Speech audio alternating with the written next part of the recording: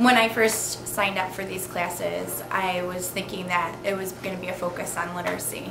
And then when I realized what they were, I thought, is this going to be helpful to me? And the longer I took them, or just the first session, I walked away from thinking, wow, I just felt so, it was more of a personal growth thing for me at first, and then after when I went through with some more of the courses, I realized that it's, when I came into my classroom each day, seeing each one of these children, our job is so much more than teaching them a curriculum. It's learning about them as an individual and helping them, bring out the best in each and every day. In service, I want it to be something I'm interested in, and I've always just been interested in different cultures, so why not learn more about them? And once you take one of these, you are addicted and you just want to take more because they're so interesting. Specifically, not just the content, but the people that teach it and the way that they teach it and how they get you involved. I didn't initially sign up for the first religion class that was offered until several people came back and said how great it was. It was really enlightening, that they loved it. So I went online and I signed up for all of them, and I enjoyed them very much. I mean, I thought it was just going to be a class that, oh, I'll learn about other religions, but I could relate to so many of them, things that I never knew about. I originally signed up for these classes because I thought it would be interesting to take this type of professional development. I love to learn. But once I got into the classes, it became a whole lot more than that. It changed the way I interacted with people every day, because it changed the way I looked at people. I thought I'd be walking out of there with a nice little folder of information that I could stick in my professional development file, but it's so much more than that.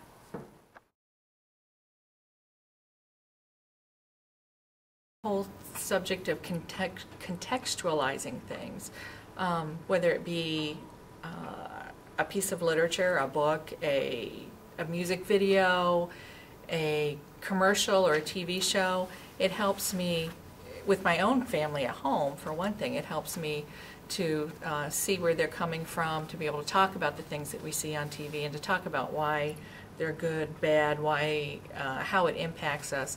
And with students at school too, I feel like it gives me a whole different level to be able to connect with them on, because I can speak intelligently with them about some of the things that I used to just kind of, have a cursory understanding of. I feel like it has helped me a lot. Off the way that I look at things. Just in one of the examples that I gave, Preeti, who is one of the facilitators of the class, is that we learned about Islam, and I didn't know much about the religion before taking the class. In fact, I didn't really know anything at all.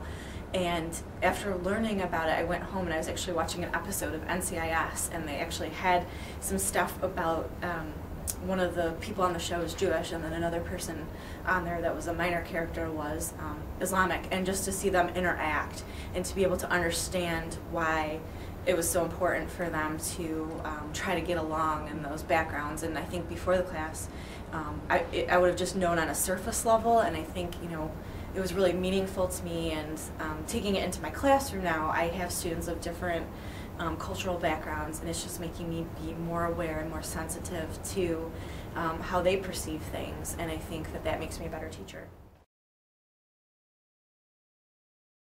As a person, just in letting you look at things more as a whole and more well-rounded on top of the teaching aspect, just getting the kids to look at things, not necessarily other cultures, but reminding them to look at things from multiple perspectives. Mm-hmm. Specifically, a project that I do where they learn about the indigenous tribes in the Ivory Coast of Africa. If I find that they're having a hard time relating to something those tribes do, I use the example for them to look at things that they do in their everyday culture, like how we have birthdays. It's very common for us to light our birthday candles, but if you sing a song or from another culture, you might just look at them as, oh, why is that person lighting little fires and putting them on a piece of pastry and singing because they're another year old? And the kids all get a giggle out of that, but that's an everyday thing they do in life.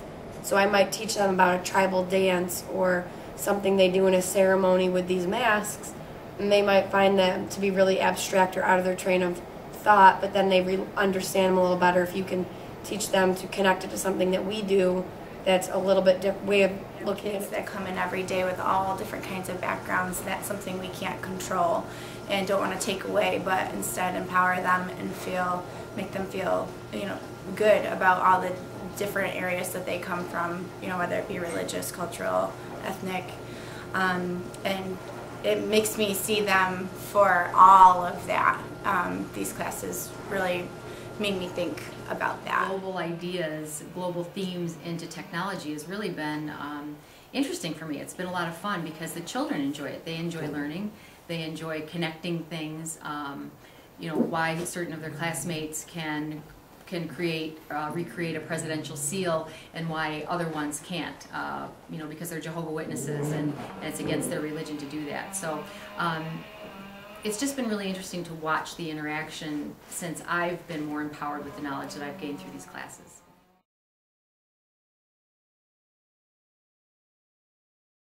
I think that the way that the class is approached, where we look at written text as well as visual text, whether it be photographs or photographs of artwork or videos or film clips, things like that, I think that that's an approach that students nowadays are used to utilizing in their day-to-day life, and I think it's a great way to show the connections between different mediums, and I think also between different genres, and it's a way to make perhaps older literature relevant to today. Since I've taken these courses, that now it's just become part of my presentation when I'm, instructing the kids, that I'm presenting in a way that I'll say some people say, or according to this author, whereas before I might have just said this is the way, maybe not so factually, but just present it just using that one resource, whereas I really want to present it in a way so the kids see that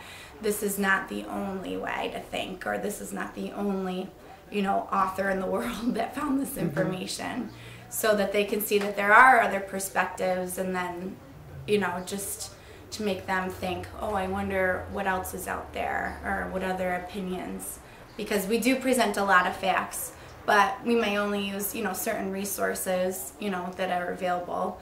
I just want to present it so they know that if they found something different, that's okay, that's a good thing, and then we can compare it, we can have a discussion about it.